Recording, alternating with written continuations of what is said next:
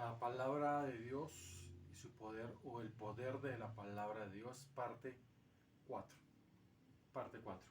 Bueno, en esta ocasión vamos a mirar 2 Timoteo 3:15 al 17, Pablo hablando a Timoteo. Y en estos 3 versículos nos deja ver Pablo la efectividad de la palabra de Dios en la vida de Timoteo y en la vida del creyente, como de dónde proviene en sí la palabra de Dios y el propósito de Dios a través de su palabra a todo aquel que se acerque a la palabra de Dios tendrá un propósito cumplido desde lo eterno sobre el sujeto o sobre la persona que se acerque a él. Entonces miraremos 2 Timoteo 3:15 al 17 y dirá allí, versículo 15, dice Pablo, y que desde la niñez has sabido las Sagradas Escrituras. Timoteo, desde niño has aprendido las Sagradas Escrituras, te han enseñado las Sagradas Escrituras tu abuela y tu madre, las cuales te pueden hacer sabio, es decir, que la palabra de Dios enseñada y aprendida correctamente genera sabiduría para la vida eterna, para salvación, por la fe que es en Cristo Jesús. La palabra de Dios trae sabiduría para vida eterna, pero también sabiduría para sabernos conducir en medio de una sociedad adversa a Dios. Versículo 16 dirá entonces Pablo algunas características grandiosas que tiene la palabra de Dios.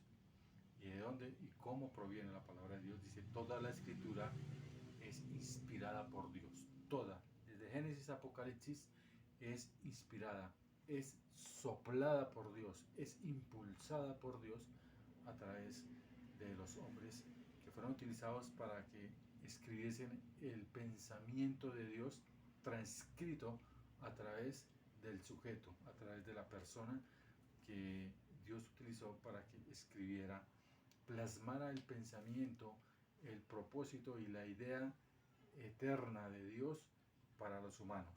Toda la escritura es inspirada por Dios, útil para enseñar, redarguir, corregir, instruir en justicia.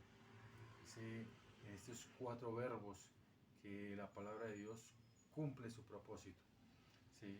Enseña, redarguye, corrige, instruye en justicia.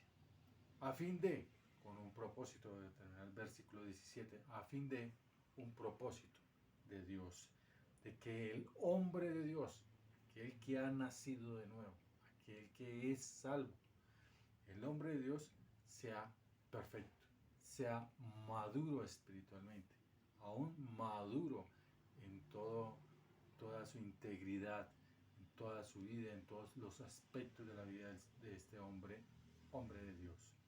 Y además enteramente preparado para toda buena obra. Es decir, que la palabra de Dios tiene como propósito estas 6 cosas.